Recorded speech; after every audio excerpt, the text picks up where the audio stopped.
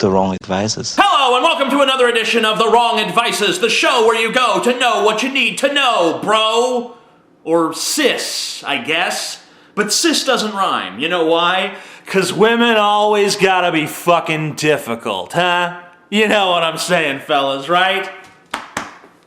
Bro love. Nate asks, I recently broke up with my girlfriend, and now I see photos of her all over Facebook. And she always seems to be doing cooler things than I am. And I feel sad that we broke up and jealous of her. How do I stop this? Well, let's see. She was with you and she wasn't doing anything fun, and then you broke up with her, and now all of a sudden she's doing all kinds of fun stuff. What does that tell you? It tells you that you were always the obstacle to her having fun in life. You should be happy for her that she's no longer tethered to your boring ass. 'Cause obviously you're the one who sucks.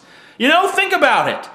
You were with her, she wasn't doing anything fun. Now she's on her own, having the time of her fucking life. Why do you want to ruin her life by introducing the boring element of you back into it? Veronica asks, I have a hand fetish, and it's become more pronounced because my boyfriend's hands are irresistible. Every time I see them, whether it's in public or private, I have to masturbate because they turn me on so much. Your hands also do the same for me. They are so sexy. But it really has become bothersome. I sometimes have to run to the bathroom in restaurants to masturbate after seeing his hands. How do I control my fetish?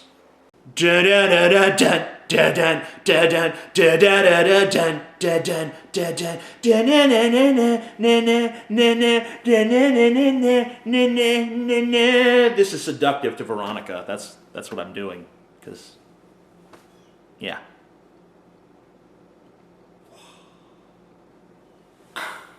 Colin asks, TJ, I would like to know, how do I tell my girlfriend that I have a small penis? I wouldn't want to stick it in her and hear her say, take your pinky out, I want your cock.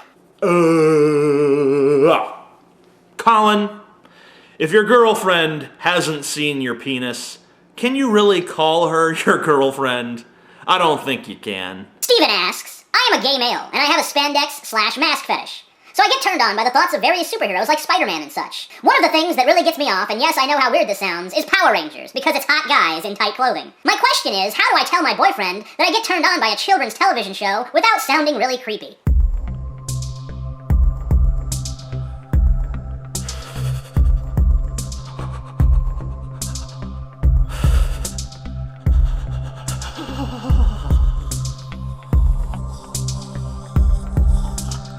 You don't! There's just no way to make that not sound creepy. Unless you lead in with something more creepy, like, hey honey, and he's like, what? What's up?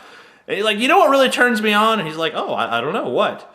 The thought of burning down a children's hospital, you know, just their little screaming faces as the fire engulfs them and renders them crispy little fucking turds, you know, that turns me on.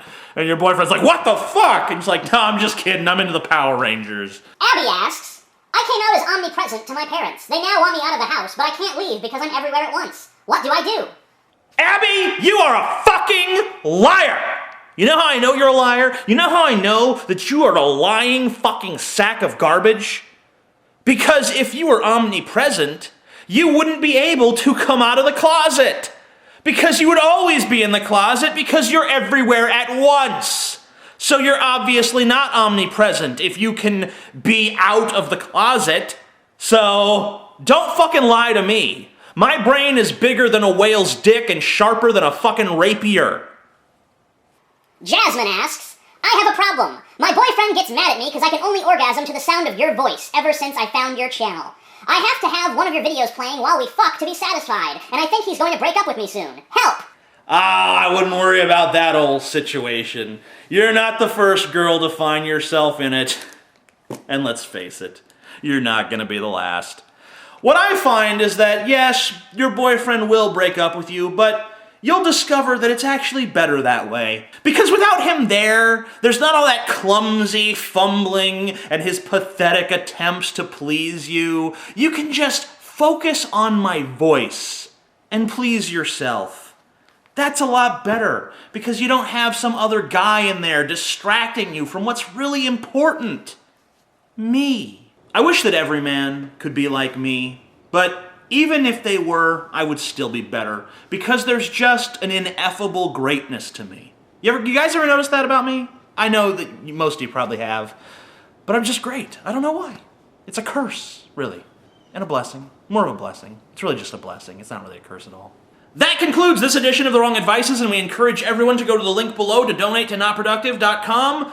It will kick ass, and it will kick your ass specifically. We have 26 days to raise the remainder of our goal, so we need to make over $10,000 in 26 days, so we need to get those donations rolling in. So come on, folks. If you've been holding out, if you've been sitting there wondering, should I donate? Yes, you should. Make it happen. Let's live the dream, because if we don't live the dream, then we're either killing the dream or living the nightmare, and neither of those things sound very good, so come on, fuckers!